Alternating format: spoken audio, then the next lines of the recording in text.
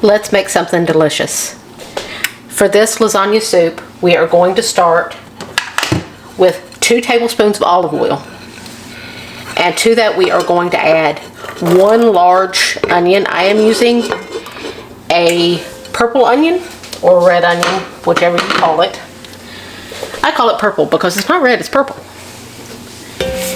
And we are going to let that just start sauteing before we add in our meat, because I want to give it a chance to start to soften just a little bit. And we are going to add some salt and pepper, because if you've watched me before, you know I tell you to season as you go. That way, in the end, the dish is pretty much seasoned, and you don't have to try to play catch up to try to get as much flavor in it as you can when you've missed your opportunity.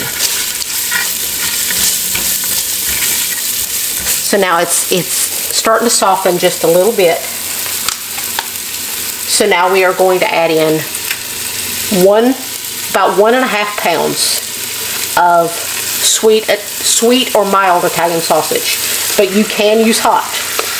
If you prefer things a little spicier, go ahead and use hot. Now you want to saute this up until it starts to brown a little bit. Now we are going to add in 4 cloves of minced up garlic. I use a microflame and grate mine because it makes it so much easier than trying to chop it.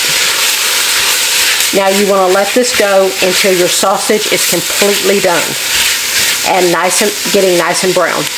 Now my sausage is nice and done and just cooking away. Now we are going to add a little bit of salt. Remember, sausage is pretty seasoned, so be careful on how much you add. And some black pepper. And now I'm going to start spicing it up, because you want to add your spices when you're sauteing meat or whatever, because you want that spices added to the hot oil because it will help bring out the flavors more. So I'm adding about 1.5 teaspoons of dried oregano. And if you've watched me before, you know that I always tell you to rub them between your hands to make sure you release the oils. Do that anytime you are using dried herbs.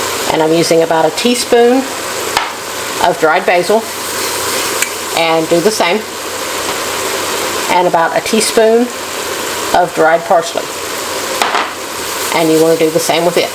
If you don't like things as seasoned as we do, we like things very flavorful around here. If you like things a little more bland, then don't add as many spices. And now another thing that you want to add with the sauteing meat and with the oil, so that it has time to fry and develop the flavors, is tomato paste. So you want to add 3 good tablespoons of tomato paste. I'm using the squeezy kind, so it's going to look a little odd, but you can use whatever you have. Now you want to stir that around and let it fry, because it will develop the flavors of the tomato paste so much better if you let the tomato paste fry. Remember that anytime anything calls for tomato paste, put it in with your meat once your meat is done and let it fry. It will develop so much more flavor. It won't taste like raw tomato paste. It will actually develop flavor. Now we are going to add about 24 ounces of your favorite pasta sauce. I am using my home can. Now we are going to add in 5 cups of chicken stock. Now you can use beef broth, but beef broth can be very strong flavored. And because of that, it kind of competes with the other flavors, in my opinion. So I prefer chicken stock because it's a little more mild in flavor, so it doesn't compete. But if you like that big bold flavor of beef broth, go ahead and use beef broth. So now you want to bring this up to a boil on about medium heat, and then you want to turn it down to about medium-low to simmer it. And you want to simmer it for about 20 minutes so that it gets the flavors nice and developed before you go to the next step. Now the soup is almost done with this first cooking time. So now you need to mix up your cheese mixture that is going to go on top of every bowl. We have 16 ounces of whole milk ricotta cheese. To this we are adding about 1.5 cups of large grated mozzarella cheese. I prefer large grated. You can do fine, whichever you like, but I grate it myself. It's not required, but it will be better. And we are going to add about 3/4 of a cup roughly measured, very eyeballed. As you can tell, I eyeball things a lot. And a good little pinch of salt. Don't put too much because remember, Parmesan is very salty. And some good fresh ground black pepper. And by the way, that was 3/4 of a cup of Parmesan cheese. In case I didn't say what it was.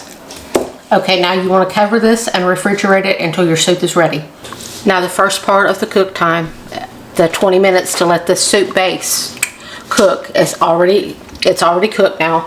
So now we're going to add our pasta. You have to have pasta in lasagna soup. You can use other cuts of pasta. I prefer lasagna noodles that I've broken into just irregular shapes. Just broke them up. Any way you can break them up. This is anywhere from 10 to 12 lasagna noodles that I have broke up. It depends on how much pasta you like and how wet or dry you like your soup. If you like it more stew-like, add more. If you like it more soupy and more brothy, then add less. Now you want to add all that and you want to cook it until your pasta is almost done, because then we've got one more thing to add to it. Now it's been about 10 minutes and your lasagna noodles are starting to get limp. You will know that they're ready for the next step when they start to get a little limp. But if you taste one, it will still have a little bit of a bite. Now at this point, you want to add, I am doing about 3 cups of chopped baby spinach, but you can do however many cups or how few cups you want. It was a full 5-ounce package. Now, if you don't like spinach in it, then you can leave it out. But your spinach will now cook while your pasta is finishing up. So at this point, you want to let it cook until your pasta is fully cooked. This beautifulness is now done, and the pasta needed about 8 to 10 more minutes to cook through. Now we're ready to serve it up. I'll show you how to serve it up. We're going to dish up a big bowl of it. Isn't that gorgeous? And now we are going to put a big dollop of our cheese mixture. It's up to you how big of a dollop you want. Hit your tractor, whatever cranks it. Put a big old dollop right in the middle. And you can stir it in as you're eating. And I'll serve this with my homemade French bread. If you want to see me make that, let me know in the comments below. And come back next time to Angela K's Kitchen, where I take you from gourmet to everyday and everything in between. God bless. Look at that beautiful bite of soup. I'm really excited about this, to be honest with you.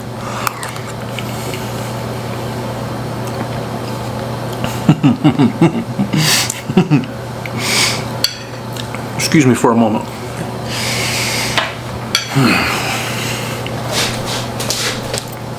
I'm gonna tell you something right now. Angela K makes a heck of a lasagna.